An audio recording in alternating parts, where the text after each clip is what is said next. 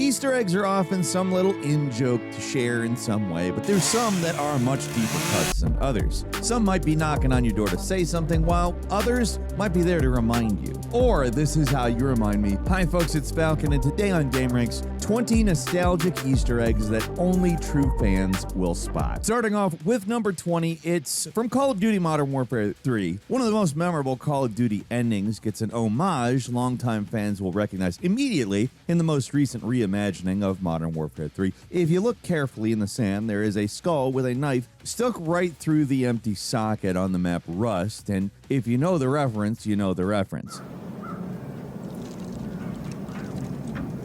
Let's rewind time to the ending of Modern Warfare 2. The original one, Call of Duty, is confusing. 2009 Modern Warfare 2. The Xbox 360 era is where the series truly exploded, and Modern Warfare 2 was a blockbuster in video game form. The game ended with a showdown against the evil General Shepard on a map filled with assets that would become the first Rust map in multiplayer. After a tense struggle in the sand, our military hero throws a knife directly into General Shepard's eye hole, putting him down for good.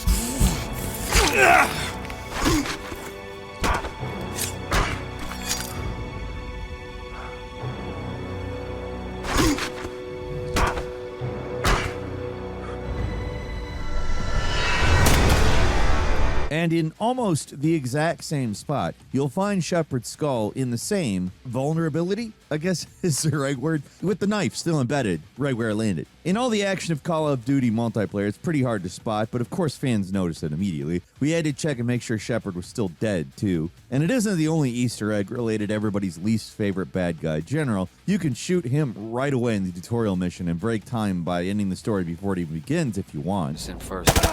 Very much the Rangers can't do that SF and Delta can. Moving on to number 19, the dope fish is coming from Wizardom. The dope fish is an Easter egg only old heads will understand. He's a dumb fish thing from the Commander Keen series of games, which were made by the same developers as Doom, which is why the dope fish just keeps coming back. The ugly fish thing appears in Doom Eternal in a secret spot, fully modeled with the fanciest graphics 2020 had to offer, and a very goofy celebration of the studio's past. Nobody really remembers Commander Keen anymore, but apparently a whole lot of people still remember the dope fish, because this is not his only appearance. And one of the biggest Easter eggs we've seen in a long time, the indie boomer shooter Wizardom has a very, very secret level. It's so weird, we had to document it here for everybody. It's a first-person sorcerer game, so FPS, I mean, it still works as an abbreviation. You have to shoot secret spots in order to unlock a secret level where you're trapped under the water. There's tense Jaws-esque music playing as you search for a way out, and there's no escape to be found.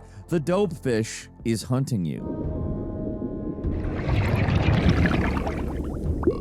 It might be the scariest, also goofiest use of an ancient video game mascot we've ever seen. It looks just as stupid as it always looked, I might add. I kind of like the idea of like really stupid, not scary looking things being the things that kill you. Like not being creepy at all. Like if somebody would make what is effectively a horror game with absolutely zero horror atmosphere whatsoever, no music, nothing creepy about it. Like it's not even like the kind of thing where like clowns are, I mean, they're supposed to be jolly and funny, but they're also kind of creepy and you can depict them, I mean, like completely stupid like the dope fish is. Somebody needs to make that. Anyway, I'm sure developers will continue to hide the dope fish in their games. It's like a rite of passage for anyone trying to make a nostalgic video game at this point.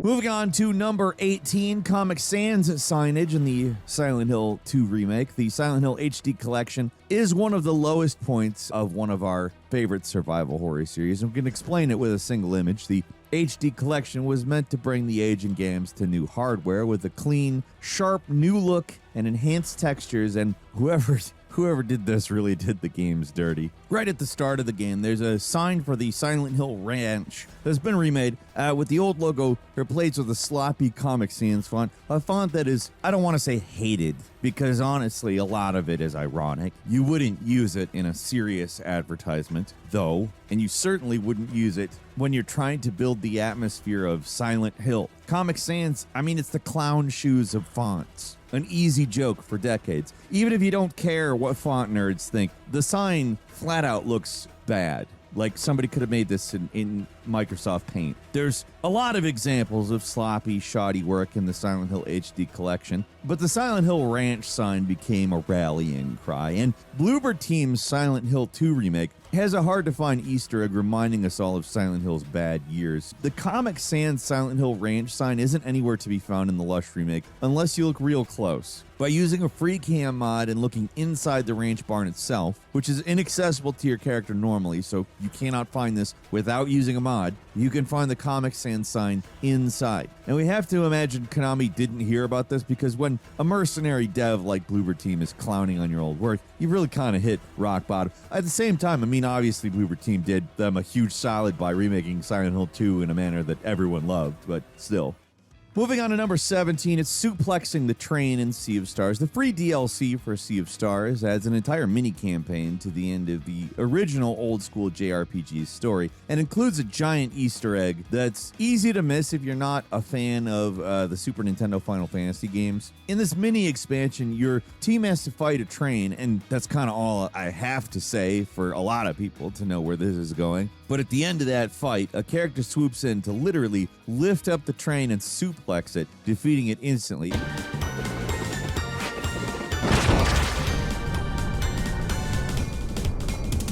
It's a deep-cut reference to one of the goofiest animation accidents in Final Fantasy history. You see, in Final Fantasy VI, you fight a similar ghost train while running down the track. This is all the way back in the 90s, but needless to say, it's not like a realistic visual. It's pretty funny, actually. But the real funny stuff comes from your character, Sabin. By inputting button combinations, Sabin can perform powerful martial arts moves. One of those moves literally lifts up and slams down an enemy sprite. Now, this is, of course, designed for every other enemy in the game.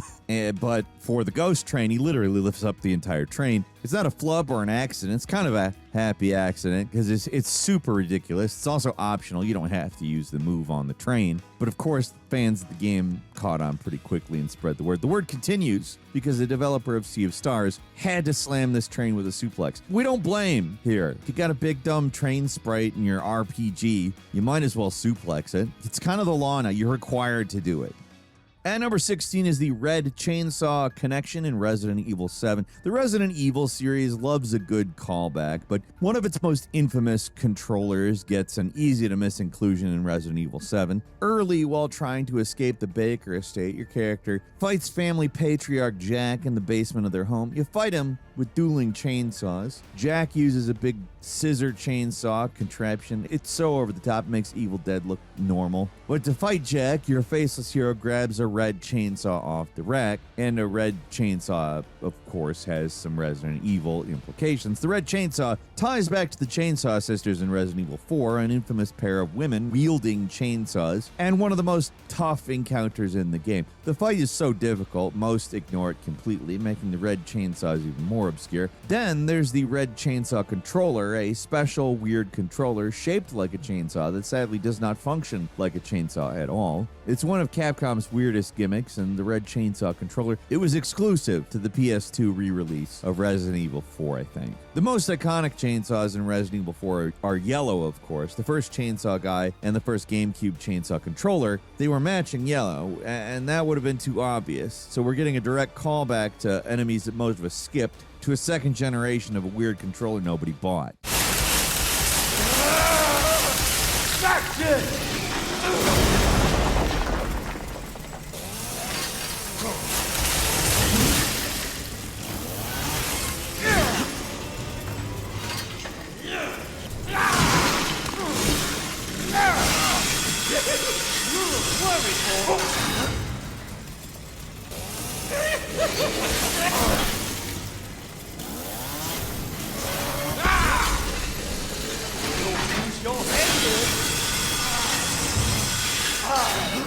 At number 15, the Zohar is here from the Saints Row reboot. A lot of people were sick of Saints Row long before the 2022 reboot, and there were a large number of reasons the 2022 reboot did not do anything to rehab anybody's opinion on the series. In fact, a lot of people that still liked it no longer do. Really dug a hell of a hole by rebooting that series. But also, the most badly reviewed game in the series, without a doubt, has one of the most obscure Easter eggs. And it's more obscure because people hated the game. Why would you go Easter egg hunting in it? Some people obviously did, but all right. There's dumb references littered all over the desert in this open world remake, but our favorite has to be the Zohar. The monolith-shaped alien object, it's absolutely the Zohar. The ancient power source has existed since the birth of the universe and appears in Xenogears, Xenosaga, and more. And there's not a lot to say about it. There's a Zohar in Saints Row. These two games, they're diametrically opposed. They have nothing to do with each other. They're on opposite ends of the video game spectrum. We wouldn't be surprised to see a dope fish in a Saints Row game, which there probably is somewhere, but something from Xenogears or Xenosaga, Xenoblade? This particular Zohar is a mix of designs from both RPG series. We love seeing extremely nerdy things molded into games that are ostensibly made for normies. I mean, at least it is painfully clear they were thinking they were getting like some kind of youth culture thing in with Saints Row. I don't know.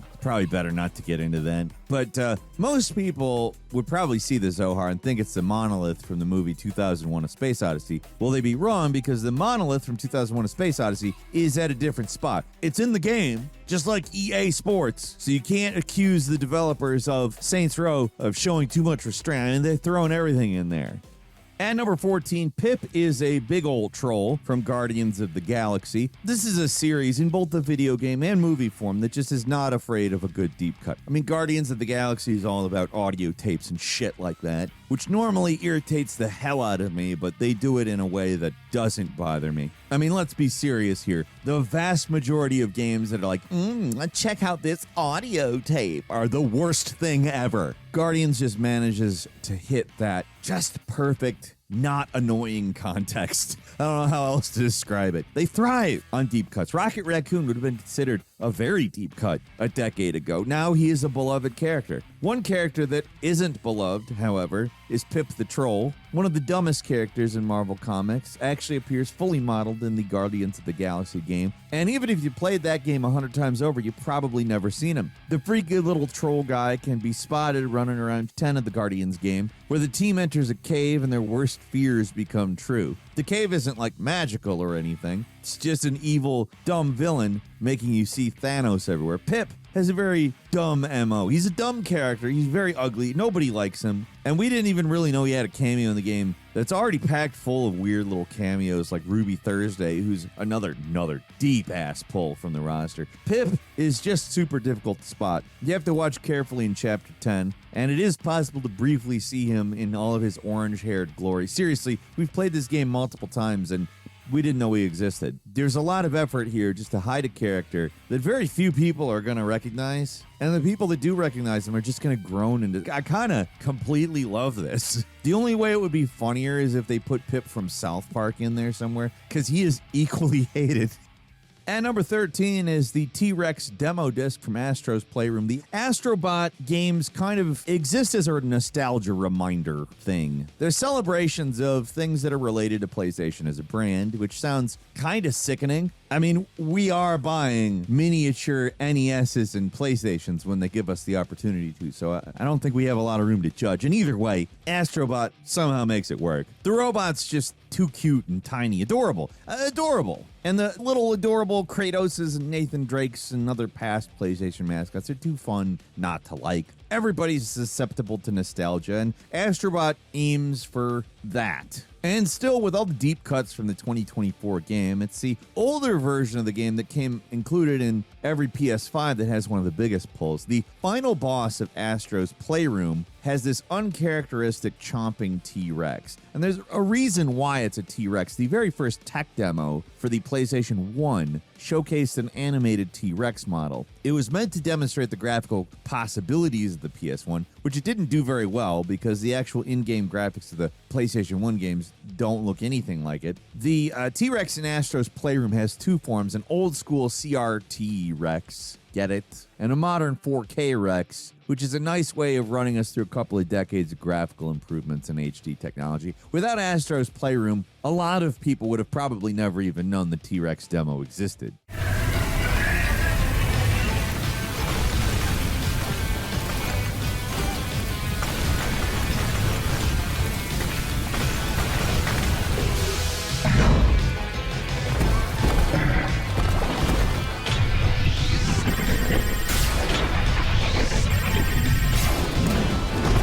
And number 12 is the Sword of Light in Elden Ring Shadow of the Erd Tree. There's a secret sword in Elden Ring that's suspiciously similar to the ancient sword from Shadow of the Colossus. It's a sword of light that also refracts light in a very similar way.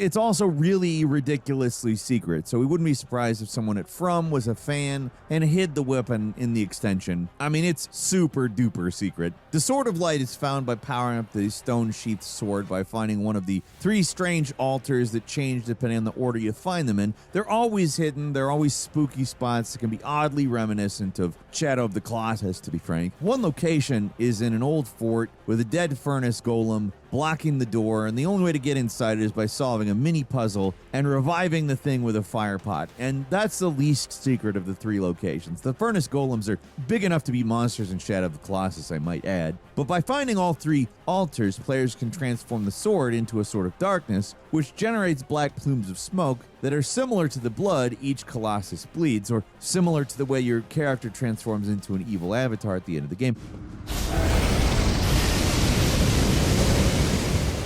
When it comes to influences, this is either a straight-up homage or the most secret weapon in a game that's oddly similar to another infamous weapon. You never really know with Dark Souls or From, or, I mean, just a lot of games in that area of gaming, to be frank.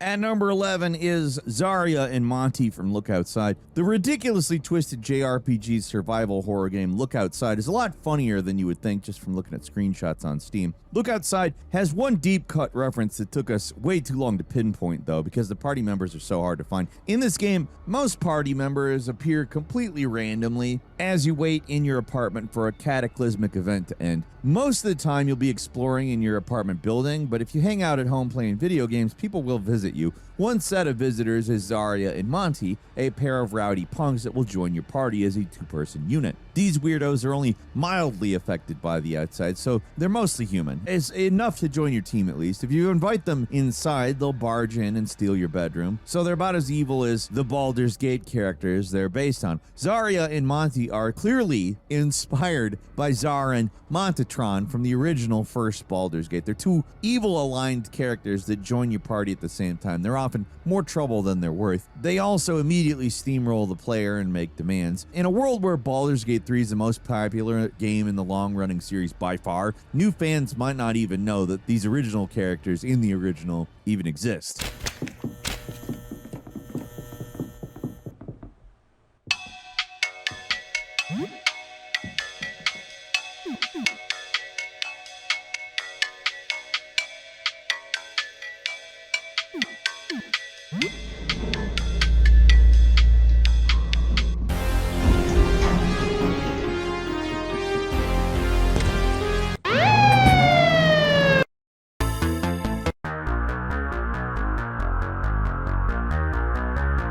And number 10 is a mighty pirate from Uncharted 4. So, Monkey Island. Something many of you probably have no idea what it is. Whenever I introduce myself as Old Falcon, this is the kind of reason why. Because I am old.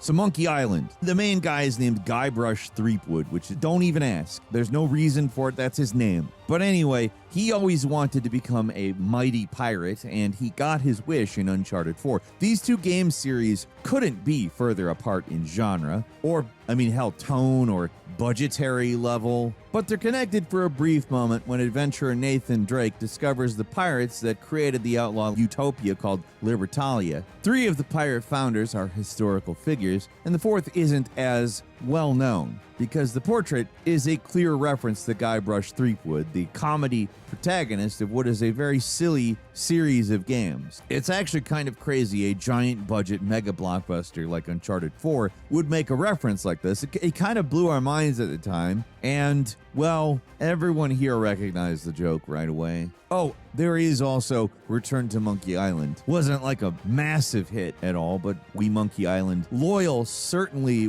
did appreciate the return. But if you're not convinced, look at the sigil here. Case closed, Your Honor.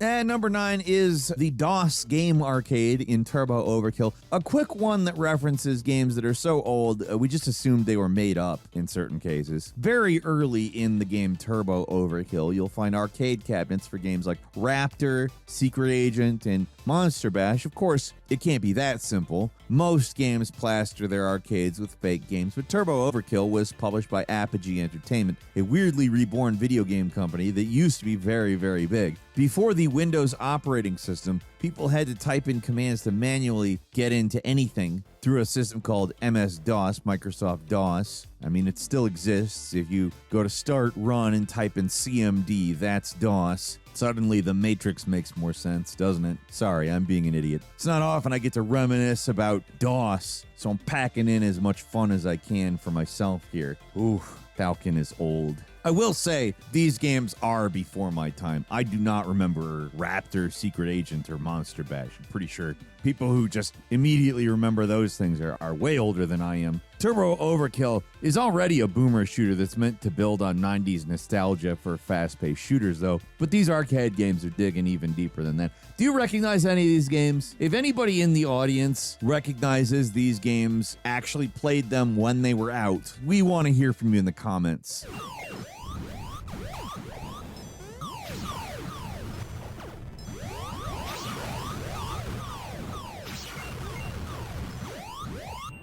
And number 8, Wolfenstein in Night City in Cyberpunk 2077. Probably one of the most elaborate Easter eggs we've ever chased. Involves a very elaborate Wolfenstein homage in Cyberpunk 2077. And we're talking the oldest version of Wolfenstein possible, when the idea of an FPS really barely existed, and all we had were these walls that were fake polygons. Like, they're not even real polygons. The walls are all like a blending trick if you really look into how Wolfenstein worked. It is hopelessly nerdy to understand how Wolfenstein worked. But if you're interested, there are videos that explain it. This is not one of those videos. The arcade cabinet in Cyberpunk 2077 has you playing as Johnny Silverhand as he escapes from the Arasaka HQ during his canonical terrorist attack. You're shooting through soldiers and using level exits to inch closer to the final level of the game. It's very simple. You don't find any vertical space or complex levels. And almost everyone will know exactly what it's referencing with a single look.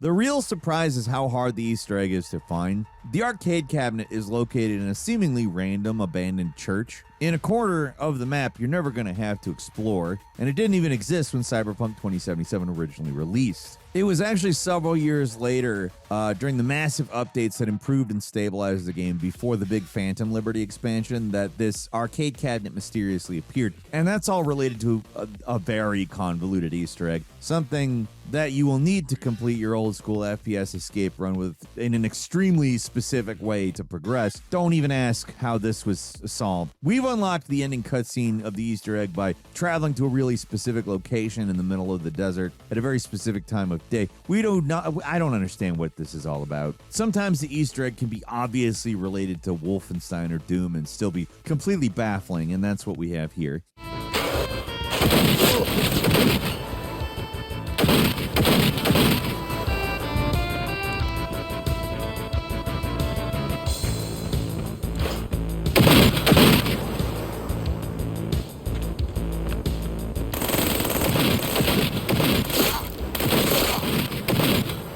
And number 7 is fine leather jackets and Indiana Jones and the Great Circle. There's a lot of love for classic LucasArts games among developers because one of the most low-key Easter eggs imaginable continues in Indiana Jones and the Great Circle. Back in Egypt, you'll find a gentleman announcing he's selling fine leather jackets, which sounds normal to the untrained ear.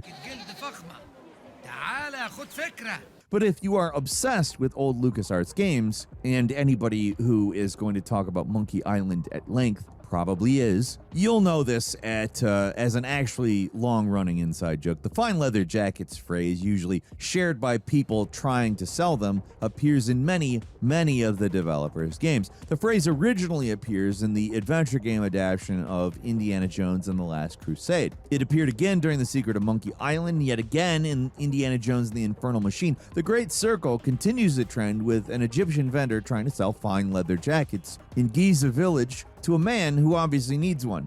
We wouldn't call this the funniest Easter egg. It really kind of speaks to how nerdy we actually are. But hearing the fine leather jackets callback made us instantly gasp and certainly appreciate the Great Circle even more.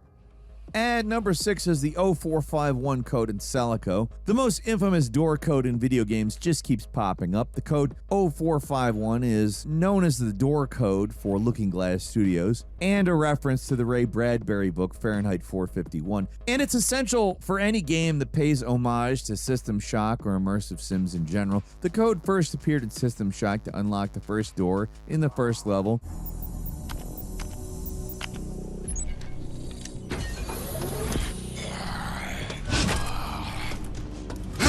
And you can find it in every Deus Ex game, every Bioshock, and in Prey. The code's literally everywhere, and it's usually reserved for the first code in the game. Even games as new as The Last of Us Part 2 use this code in the very first level, and we're gonna guess more games are gonna sneak the code in somewhere. There's likely dozens of indie games using this code that we couldn't name, and that makes us happy. Someone needs to keep the tradition alive as more and more old school game developers bite the bullet. And one game that does that is Calico, a hardcore tactical shooter that's built entirely on the Doom engine, and instead of rewarding you for knowing the code, you get a nasty electric shock for using it here. I mean, it's kind of dirty. Calico's a really cool game. I mean, it's not the original Doom engine. It's built on GZ Doom, and it itself is a modification far beyond that. I mean, you got all these modern lighting and particle. You can see some motion blur here. This isn't like a straightforward Doom engine game, but it is built on Doom. I don't know. It's one I really like. I would recommend Calico. Give it a shot if you haven't. But don't use the 0451 code.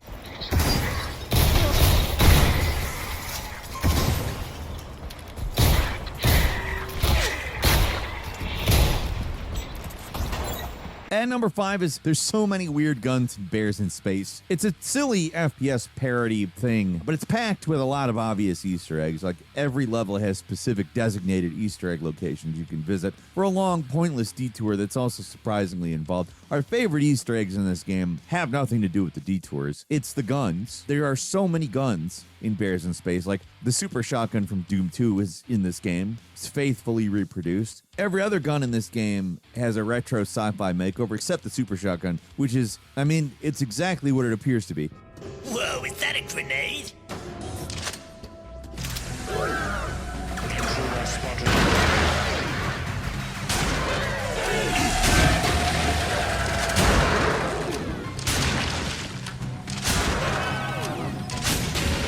Too bad the super shotgun is one of the most recognizable video game guns of all time. You don't really need to be a big fan to spot it, so let's dig a little deeper. If you check the gun store, you can find the incredibly expensive weapon called the Pyrite gun, which we can't afford. Pyrite is fool's gold, though, and it is essentially the golden gun lifted straight out of the Nintendo 64 classic GoldenEye 007. We know the golden gun from the movies, but developers care about the video game version. In fact, I only care about the video game version. The golden gun in real life is a very silly thing, but that's still not obscure enough. To get into the deep weeds, we want the flak cannon, which looks nothing like its Unreal Tournament counterpart, but it functions exactly the same. It fires a shotgun blast of scrap each shot, or alt fires to launch a grenade-like ball that explodes into scrap and deals high damage to anything the lob shot lands on. The Unreal Tournament gun is honestly one of the coolest guns of all time, and seeing it lifted wholesale in Bears in Space is kind of a nostalgic overload. See how it blows up the bots? That's good stuff.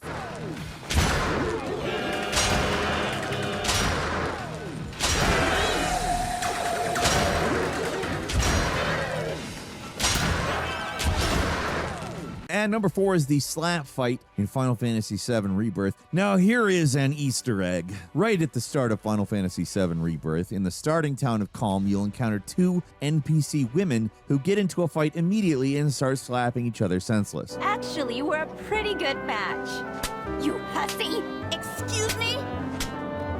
It might seem like a random silly detail, but it's actually a reference to an event from the original Final Fantasy VII that absolutely will not be reappearing in the remake. In the old Final Fantasy VII on PS1, your team steals an airship from Shinra, the evil corporation that owns and controls the world, ruling with an iron fist and pumping all of the life force of the planet out of the planet and using it for energy and just being bad guys. But during the escape, Tifa encounters one of the Shinra executives named Scarlet. Instead of beating her senseless with her fists, the two enter into a slap fight minigame that is, it is as unnecessary as it is goofy. We can imagine the remake scene as a lavish boss battle instead of 2 low poly models awkwardly swinging their meat fists around. The animations are so distinctive, the nonstop slapping of the 2 NPCs in Rebirth's starting town, it's a callback. Square Enix hasn't been afraid to skewer its dumber things before. I don't know. I have no idea if we'll see the Tifa and Scarlet slap fight, but we can at least watch these 2 over-the-top NPCs do it. This is for him.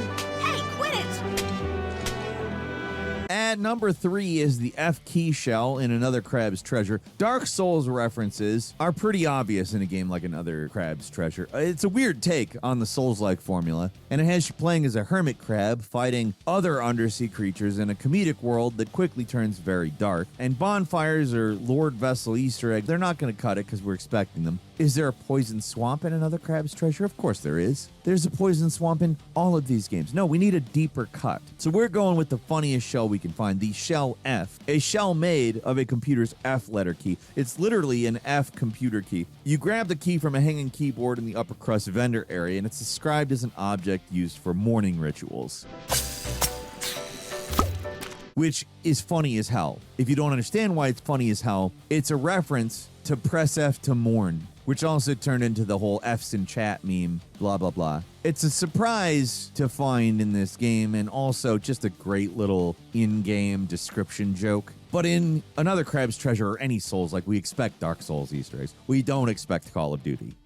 At number 2, the Hero's Rest from Kingdom Come Deliverance 2, which is packed with little Easter eggs. One of the best has to be this colony of dinosaurs underneath an abandoned house, but we got to dig deeper to a reference only true fans are going to understand. The best one is found in the forest southwest of Lower Samine Hill, the location where Henry first learns how to become a sneaky thief. If you explore thoroughly enough, there's a very distinctive skeleton, a robed skeleton carrying 2 swords wearing a jar on his head. If you know it, you know it. That's the body of Let Me Solo Her, an Elden Ring legend who exclusively battled the hardest boss in the game and helped countless players finally beat her by joining forces in cooperative games. The player would do exactly what their name implies. They'd join your game and they'd solo the boss, which is just an impressive feat. Their distinctive uniform always consisted of 2 swords and a jar hat for a helmet. Maybe that's why everything is so bad in Bohemia. Without this legendary Elden Ring community member, a lot of souls would be lost. Let's just back up for 1 second. It's not an Elden Ring Easter egg. It's an Elden Ring community Easter egg. In the future, people will have no idea what this is supposed to be.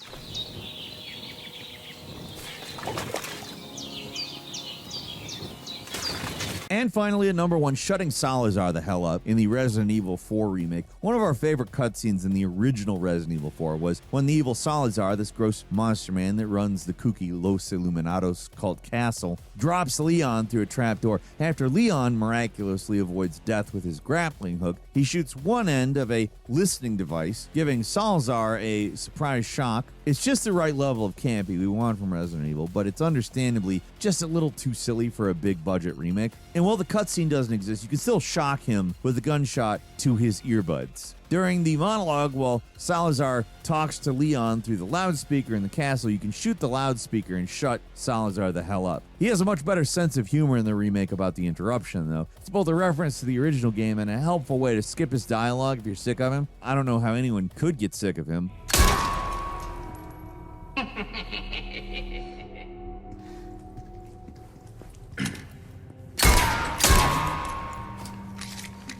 It's not the only Easter egg. You can also sit in Salazar's throne, in a reference to Leon sitting in the weird techno throne in the final act of the original. And you can shoot the water and get eaten by the El Lago monster if you've got a death wish. But the tiny nod to this lost cutscene probably our favorite here. And that's a whole lot of Easter eggs for true fans only. We're looking for more deep cut references, so if there's any secrets we missed, let us know in the comments. Until then, keep your eyes open in the next big game. That's all for today. Again, leave us a comment, let us know what you think. If you like this video, click like. If you're not subscribed, now's a great time to do so. We upload brand new videos every day of the week. Best way to see them first is, of course, a subscription, so click subscribe. Don't forget to enable notifications, and as always, we thank you very much for watching this video. I'm Falcon. You can follow me on Twitter and put me on Cameo, @FalconTheHero. We'll see you next time, right here on GameRanx.